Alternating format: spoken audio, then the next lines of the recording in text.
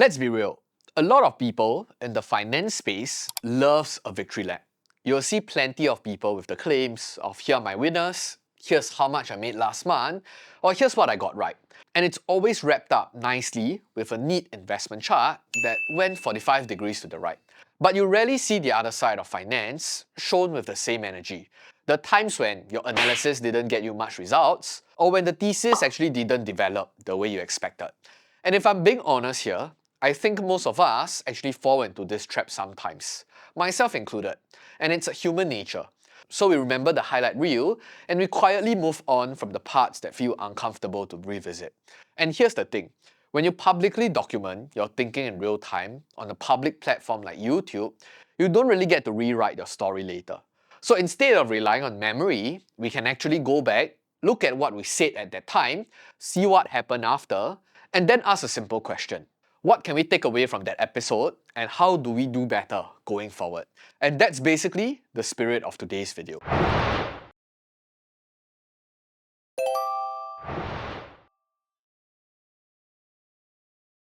And here's the context.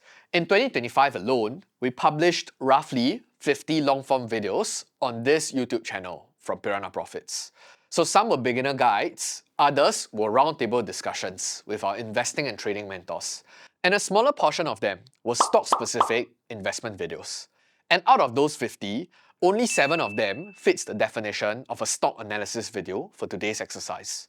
So to give you a feel for what qualifies of such a video, so we have this sort of title, such as ASML stock analysis, or this compounder stock is near its 52-week low, Copart stock analysis, just for example.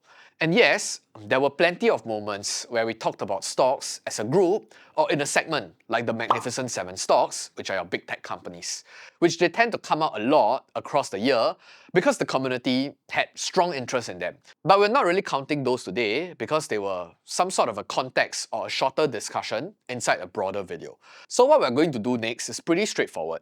So for each of the 7 videos that we talked about, we're going to look at what the stock did from around the time when the video was published to the period until today, which is the time of the recording, 20th of January 2026, and we'll essentially do a side-by-side comparison with the S&P 500 over that same window.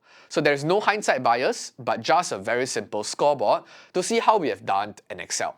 Then, after we've seen all the numbers, I want to step back and to talk about the bigger investing lesson that ties all of this together.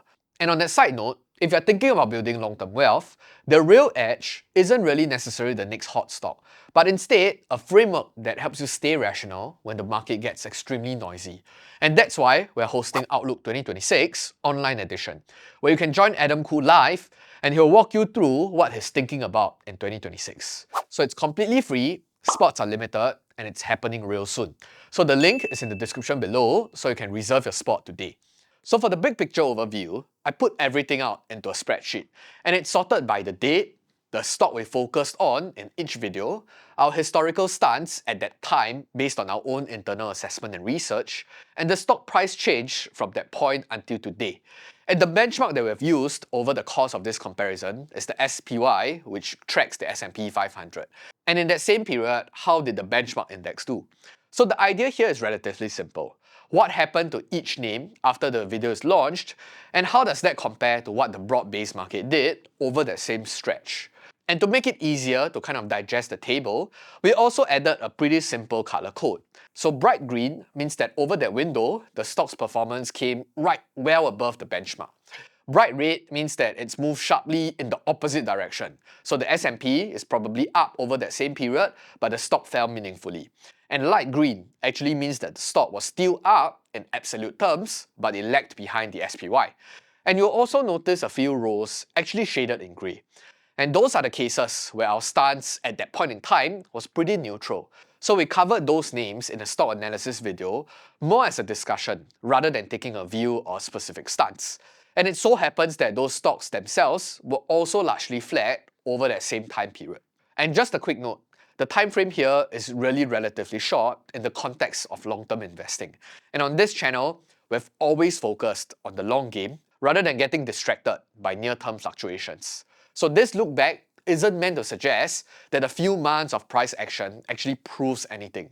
So it's simply just a structured reflection. And if you have watched us for a while, you'll know that we are often willing to disagree with the crowd when valuations get stretched or when Mr. Market gets emotional. Because it's exactly those moments where sometimes quality businesses become priced attractively, and we are willing to go against the grain to scoop up cheaper valuations. Now, to guide you through the scoreboard, I think you can spot the outliers pretty quickly, both on the upside and also on the downside. So on the upside, I think ASML Holdings stands out the most. We discussed it more than once in 2025, including during a period when the stock was selling off and sentiments was getting extremely shaky. But from the date our investment analysis video was dropped until today, ASML actually ended up registering one of the strongest rebounds in the entire group of stocks that we've covered. You'll also notice AAA, despite how the title might have framed the story at that time, the price action actually ended up swinging back pretty sharply over a relatively short time. And on the other side of the table, of course, we have our losers. Both Adobe and Copart are the biggest laggard over their respective windows. And from the time that we covered them, it experienced a much deeper drawdown. So if to take all the stocks that were covered in the 7 videos as a simple basket and look at the average returns across them, it comes out to be roughly 23.3% versus about 14.5% for the SPY over the comparable period. So this is not meant to be a victory lap by any means or a claim of anything extraordinary, but it gives us a useful base to talk about what actually matters. And here are the 3 main takeaways from this exercise. The first lesson is stock returns are always asymmetrical, and this exercise is a good reminder of that very simple mathematics. So the downside on any single stock is actually capped at what you put into it. At worst, it can only go down to 0, but the upside doesn't have the same ceiling. So if a business continues to execute well over time and the bottom line earnings actually follow through, a stock doesn't just recover. It can compound 2x, 5x, or sometimes even 10x when you have a long enough horizon. And that structure actually matters a lot to long-term investors because it means that you don't need every idea to work out. A small number of stronger outcomes can actually do a lot of the heavier lifting for the overall results, even if a few names actually disappoint or eventually drift sideways. And the second investing lesson, which rides onto the first, is the exact emphasis onto why diversification and position sizing matters more than a lot of investors assume. So nobody is going to be right on every single stock that they study, and that's not the right standard anyway. The practical question is, when you're right on some and off on other names, does your portfolio structure actually allow the good outcome to show up without one bad outcome dominating and decimating all the other good work? Because think about it, you could take the exact same set of stocks that we talked about in this exercise and end up with totally different results depending on how concentrated you were. So if one investor actually sized one name too aggressively, that single outcome, which could be both good and bad, would end up deciding your entire portfolio performance. And diversification in this case isn't really about being safe for the sake of it. It's about acknowledging uncertainty upfront and building a setup where no single idea gets to determine your entire portfolio outcome. And the third and last lesson that we're going to share, and this is probably one of the hardest in practice, is staying anchored to fundamentals and mentally separate the stock price from the business progress itself. So the stock price, when you open your brokerage app, moves every day and it plays games with your emotions. But the business performance actually show up over years.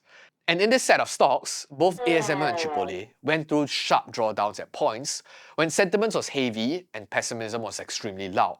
And the reason that we could stay calm amidst this entire volatile period was that our attention stayed on the underlying business, on their demand, on their margins, on their unit economics, on their competitive position, and the management execution, so on and so forth. And when those fundamentals are intact, a drawdown can be more about market mood rather than business deterioration. And quick reminder, if you want to go beyond theory and actually build an investing plan that works, join us at Outlook 2026 online edition.